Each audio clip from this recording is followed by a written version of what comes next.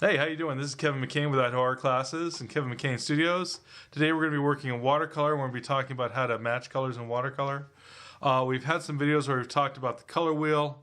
We've talked about how to get the most intense hues. We've talked about how to vary the values. And we've talked a little bit about the chroma scale, going from brighter to duller. With the hues, we're going from yellows to oranges, reds, purples, blues, and greens. And of course, with the value scale, we have step 10 down to a step 1 and all the steps in between for our 10-step value scale. So what we're going to do is we're going to talk about how to match a color. And we're going to start with this terracotta. So we're going to try to match this terracotta color. And again, we talked previously about how to vary hues, how to vary values, how to vary intensity, and now we're going to talk about how to match the color. Now, the first thing is, I'd like to say, hey, what is the value of this terracotta? And the terracotta is a little bit darker than this, and it's just maybe just about this value here. So that's a step 10, 9, 8, 7. Step 7 on the value scale. It might be slightly lighter than that, but just about a step 7.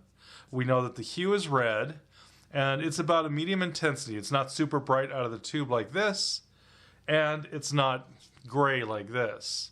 It's a little brighter than that. So we're going to try to mix up this red. So we're going to start with a red. We always start with the hue whenever we mix. So we always start with the hue of the color, what it actually is. And so it's a red, but not just any red. We're going to ask ourselves, okay, is it a true red? Or is it a true red is basically a red that's neither too purple nor too orange, sort of like a Christmas bow red. And it's got too much yellow for that. It's a red-orange. So we're going to start off things by mixing, getting our red out here, but we need to modify this red into a red-orange. Now, this is a little bit of a red-orange, but it's a little bit oranger than that. Got a little bit more yellow than that. So we're going to bring this in. It's still a red-orange, but it's a little bit more orange than this one. It's closer to orange. This is a little further from orange. So now we're going to go ahead and darken that. So then we're going to match the value. And if we say, well, let's see, where is this on the value scale? And I put this down.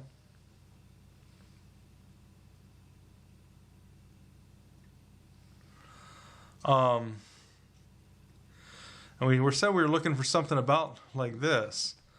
If we look at that, this seems a little bit lighter. Now I dropped some more in there, so we might say, well, what about this then, where we're not dropping more paint in? This is now lighter, right?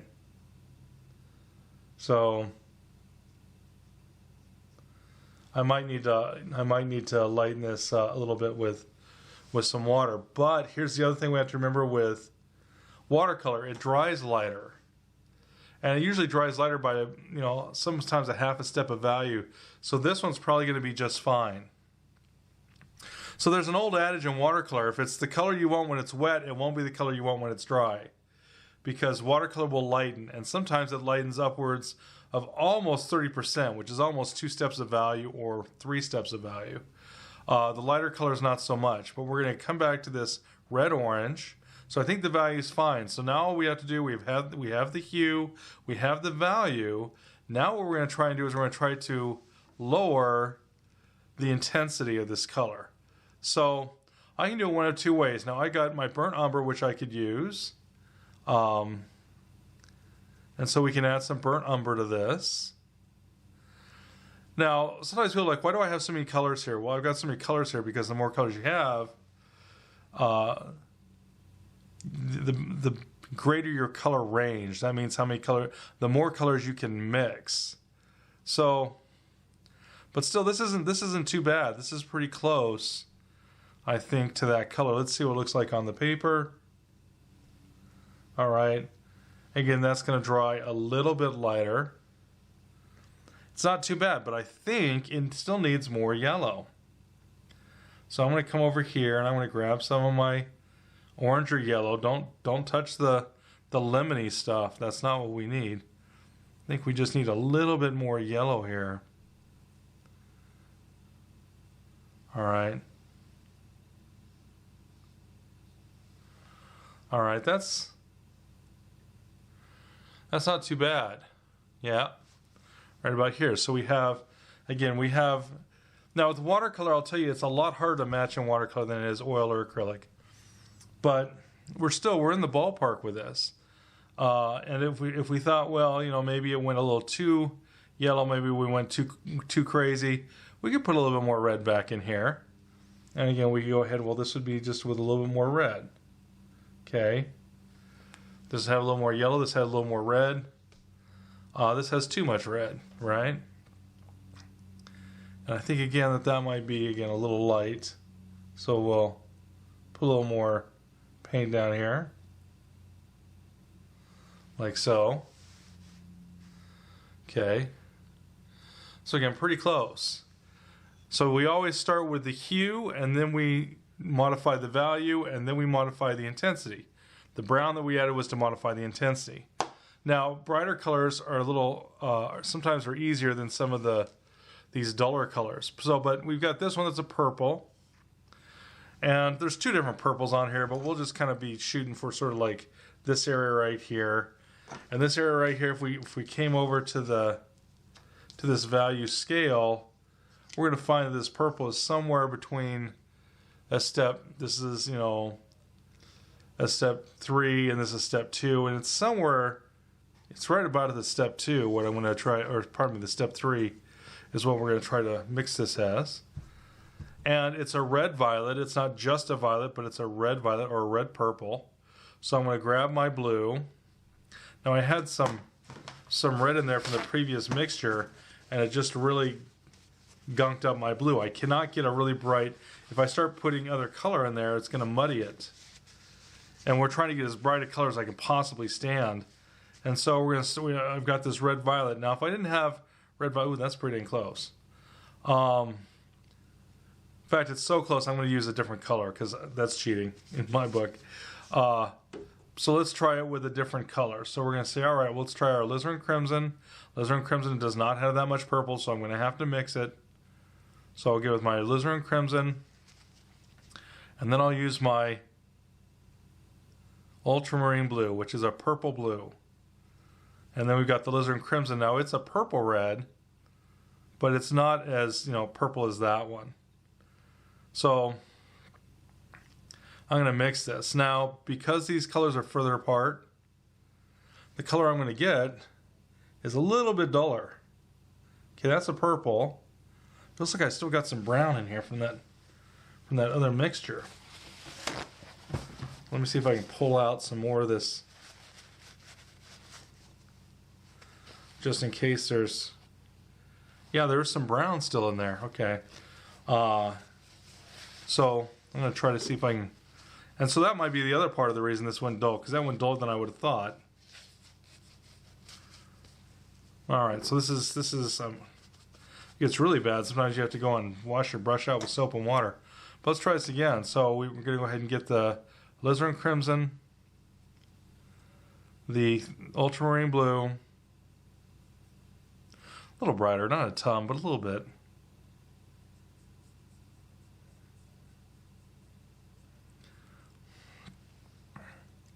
But a little brighter, not a ton. So we're like, oh nope, that's a little darker. Not a ton, but it is darker, and it doesn't have. We've lost some intensity. So if that happens, if I've got a red that's closer to purple, like this one, or even this one, this is a Theo Rose. You see how that's got a lot of purple in it, more purple than that alizarin crimson I used. Well, I could add that to the mixture to add a little more intensity, and to kind of it's going to make it closer and brighter, because I added a red to the mixture that's closer to purple, and so my resulting mixture is going to be a much more vibrant color. And in fact, I think I'm going to remix this, and I'm going to use a little bit more of this color right here.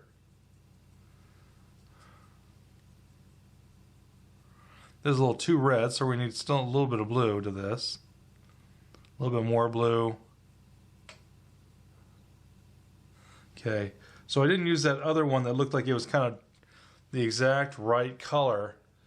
But this actually got a little bit too much.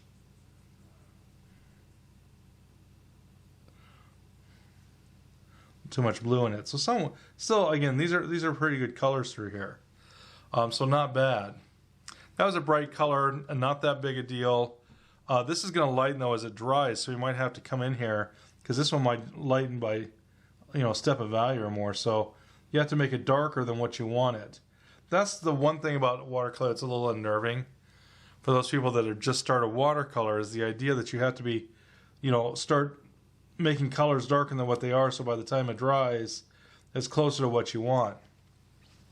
But still not bad. Not bad color at all. All right, we're actually going to bring out one of the harder colors that there is to mix, and that's neutrals. Neutral grays. So I'm going to try to mix this gray here. And the first thing I have to do is I have to identify it. Now sometimes things are so neutral we have to go through the list because it can only be one of 6 colors: red, yellow, blue, orange, green, or purple. Well, it's not purple. It's not blue. It's not red. All right. It's not green. So it's not blue. It's not green. It's not red. Not red, not blue, not green, not purple. It's none of those. The only 2 left is orange or yellow. And I have to ask myself, is there enough red in this to be a orange? I think the answer is no. So that means the only thing left is yellow. So the hue of this is yellow. And I know sometimes people will say that and people are like, oh, you've lost your mind. But it is. It's actually a yellow. Now, if I look at it, there's some warmth to it. So, the thing I'd have to ask myself is it a true yellow or a yellow green or a yellow orange? I don't think it's a yellow orange. I don't think we have to worry, or that's going to be, that's the color we have to deal with. So I'm still trying to. There's that much pink still in this thing, even after, trying to get that out of there. I might even have to pull a little trick where you take a little yellow and sort of really work it in here, and then rinse that out to overcome that yucky. That red, because that red's going to come in and it's going to mess with my color mixing. So I think I've got most of it out. So we're going to start with the yellow, and I'll start with a true yellow because I think that's a good place to start. Now in terms of the value, what's the value? And if this looks lighter than this here, that means that's a lighter value. So that's too dark. Move that up. And what you do is you take your eyes out of focus. Now this one's pretty close. And if we bring this one up, this is well, no, I take that back. Let me do this again. No, that is lighter. So this was a little lighter than that. This is pretty close. So this will be our value step. So it's a 10, 9, 8, 7. A step 7 on the value scale. So we start off with our hue. So yeah, there we go. Hue is yellow, and we start off with the brightest hue we can. Now we're going to dull it. So we're going to say, all right, I'm going to darken this with a little bit of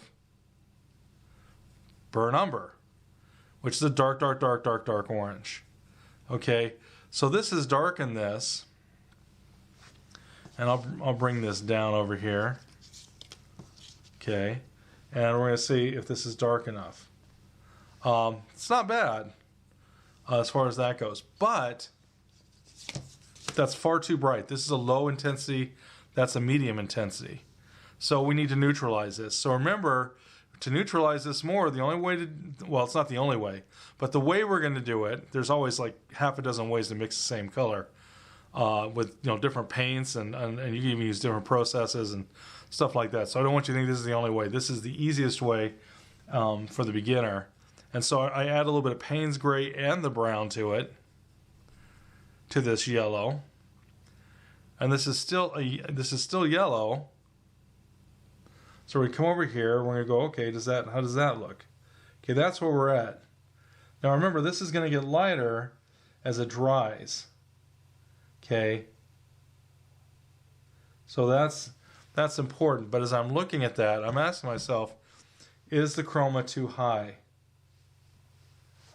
I'm going to move that over, move this over, see if I can... Nope. It's not going to fill back in, so there we go. All right, so put this there, put that there. Now, if I look at this, this looks like this has more red. This has a little bit greener than this is.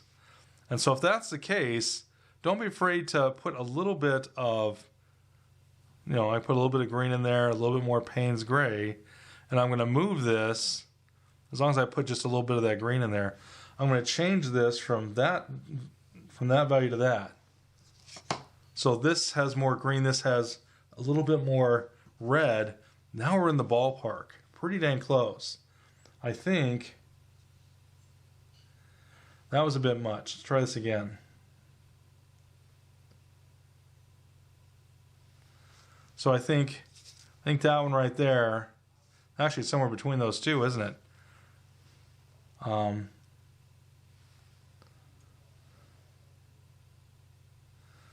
So again, this is, we'll dry a little bit lighter, but it's pretty dang close. All right. So we're going to try to match one more color. Again, we're always starting with the hue, then we modify the value, and then we modify the intensity. So we're trying to do a low intensity for that one. Now let's say we're trying to do, and this will be a higher intensity, very bright yellow. We're going to try to mix that. So I'm going to go ahead and try to clean up my yellow over here a little bit.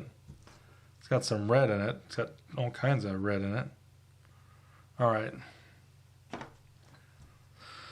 All right, so let's start with yellow. Now, it's actually a yellow-orange, so we're going to start with, maybe we'll take some of this red off the top.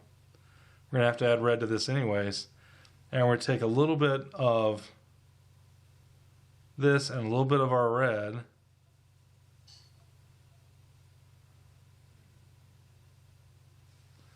I think this is probably going to be a little bit on the red side.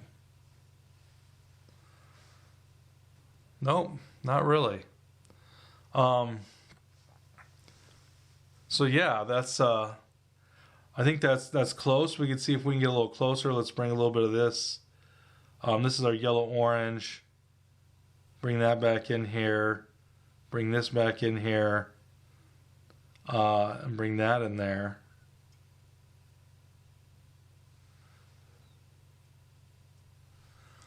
So all I did was I added just a little bit of red to that orange. That's going to be a little on the dark side, so let's try to see if we can make this just a little bit. Now, I actually added a cadmium to this. Cadmium colors are opaque, so they'll actually lift the colors just slightly. Not a ton, but they'll lift it just a bit. And I think now this is so bright, this might be as close as we can get with my paint. As long as the value is going to be the same, we're going to be fine. But some of these really intense colors like this can be very difficult to mix. But again, we've got a yellow that's a yellow-orange. The only way to try to see if we could... No, I don't think that'll work either. So yeah, I think this is the closest. So first off, we're never going to be able to match every color. If we can't match every color, at least try to get as close as you can with the value. Because value is more important than the exact hue match.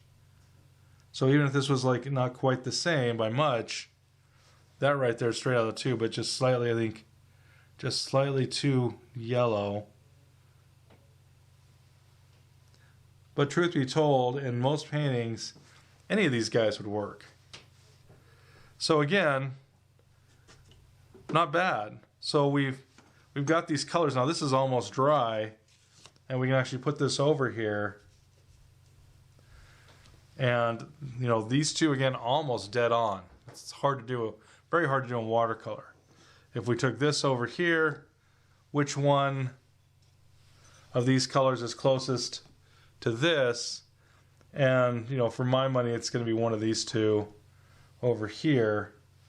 We'll do one more where we're going to do a neutral gray. And the way to do a neutral gray is we're going to take a little bit of water like so. Now people will just say, hey, if you want to do a neutral gray, and they don't explain why. They go, well, just take a little bit of brown, this burnt umber, and take a little bit of Payne's gray, and you can mix a pretty decent neutral gray, and you certainly can. And for beginners, again, this is not a bad way to try to deal with a neutral gray. Again, it can be, now neutral gray is usually a little lighter than that, so let me go ahead and lighten this just a scotch, just a little bit. And neutral gray is a color that's so close to being gray, true gray, that you can't see. It doesn't look blue, it doesn't look purple, it doesn't look orange. You can't tell what the color is. Now another way to do those, and we're not going to get a ton into this, but when you get into what's called intermediate mixing of paints, you can start using complements. So if I actually took this red and I mixed it, and they're true complements, you can actually mix something that's, again, very, very close to a true neutral by using mixing of complementary color.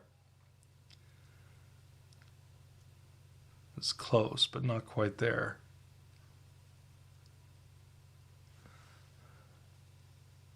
It's a little on the purple side.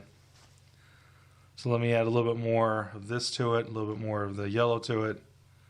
Try to neutralize that a little bit. But again, we're still very close to these neutral grays. Again, neutral grays can be, again, one of the harder things to mix when you're in watercolor. And there's some that do better than others. Like if I said, all right, well, if I take this red and this blue, again, they're complements, but it's a little easier to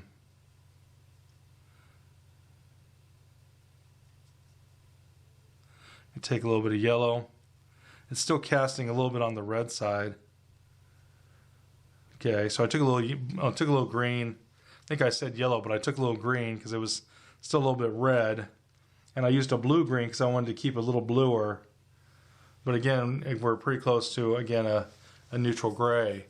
So, you know, neutral grays, as long as you understand how to mix color, can be quite simple, and there's all kinds of ways to do it. I could mix yellow with purple. I could mix blue and orange. Like if I've got orange over here, again, if I took this and I mixed it with that, again, now that's too much, not enough blue. Still too much orange in there, or not enough blue. All right, now we're talking. So we go ahead and go, all right, this is a little on the green side, a little bit, but still, you know, not a bad. Actually, I think we'd add a little bit more blue still. That's a little better. So again, now we're dealing with, again, where we're close to, still need a little bit of that purple, or that blue, not purple, but blue, again, to make fairly neutral grays. So again, it can be fair, as long as you know what you're doing, again, you can neutralize grays. For us, for those in my basic class, just you can use the burnt umber and the Payne's gray, but I want you to understand there's all kinds of ways to make gray. We're just starting off with the most basic and the easiest, and it'll get you started. And so some people will like start chasing their tail when they try to make that neutral gray, and to be able to go, okay, I'll just mix this and this.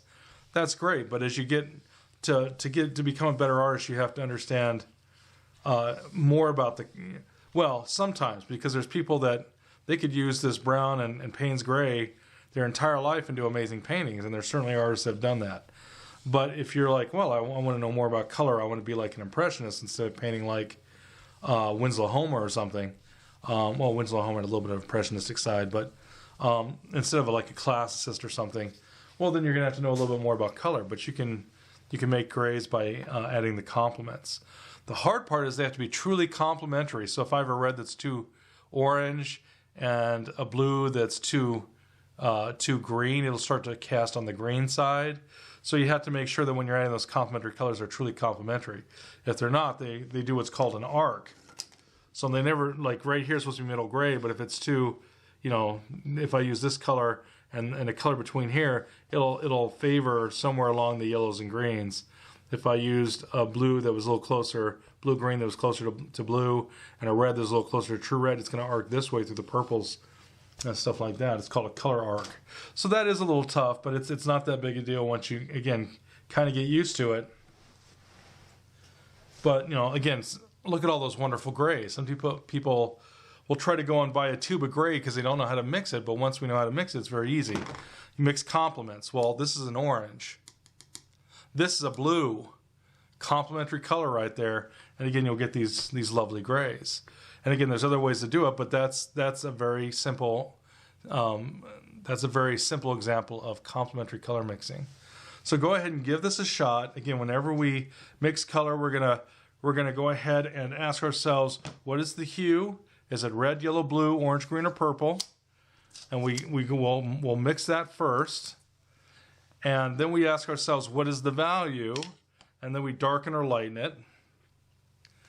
And then we ask ourselves, how bright or how dull is it? Is it really bright up here? Now this has like 5. We're only going to ask ourselves, is it high, medium, or low?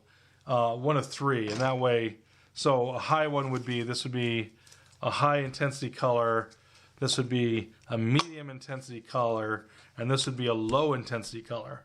So, and understand that these properties only have to deal with themselves. So when you're talking intensity, it doesn't matter the value, it doesn't matter the hue. I mean, it doesn't matter the value this way, and it doesn't matter what hue it is. It just matters how bright or dull is it. So you might have, like, you know, an Easter yellow is not a high chroma color, high intensity color. It's a little higher on the medium side, but it's still a medium intensity color. That's very, very, very light. Versus something, you know, like, you know, like this purple here was not, it was a little bit getting a little bit on the lower side and stuff like that. But it doesn't care what the value is. This one doesn't care what the value is, doesn't care what the hue is. It's just how bright or how dull is it. This one here doesn't care. This only cares about, is it yellow, is it blue, is it red, is it orange, green, or purple? And we said, well, it's yellow. Now it's a yellow-orange, but that's first we go, what is the basic color? Oh, well, it's yellow. And then we go, well, is it, you know, is it, and some people might say, well, if you're yellow-orange, and you're right in the middle, how do we know if it's orange or yellow? Well, you ask yourself, is this closer to yellow or is it closer to orange? If it was oranger, well, then it'd be closer to orange, and it would be a orange that's a little on the yellow side. So anyways, go ahead and try this matching colors. For those that are taking my class, I want you to mix up between 30 and 40 swatches of color. Find some color, whether you're trying to, you know, match something you're wearing, or maybe you're trying to match your skin colors, but try to mix up at least 40 different swatches of colors and try to match them. All right? And that's your assignment. For those that aren't in my class, well, mix up some swatches. Try this out. It's the way to learn how to mix color. It's the difference between someone, you know, watching, you know, batting practice all day long and never picking up a bat saying, oh, I think I got it. You don't got it until you get up there and you hit the ball, right? And it's the same thing with painting. Sometimes people are like, I learned more from watching. No, you don't. You have to actually do it. Or someone saying, I'll just watch water skiing. That's how I learned to water ski. Nope. At some point you have to get in the water with the skis on, and you have to learn by swallowing half the river or lake as they try to get you to pop up out of that water and stay on top of it. So go ahead and practice this. It will help you more than anything else in dealing with watercolor. This has been Kevin McCain with Idaho Art Classes and Kevin McCain Studios. Be more creative. Have a great evening. Bye-bye now.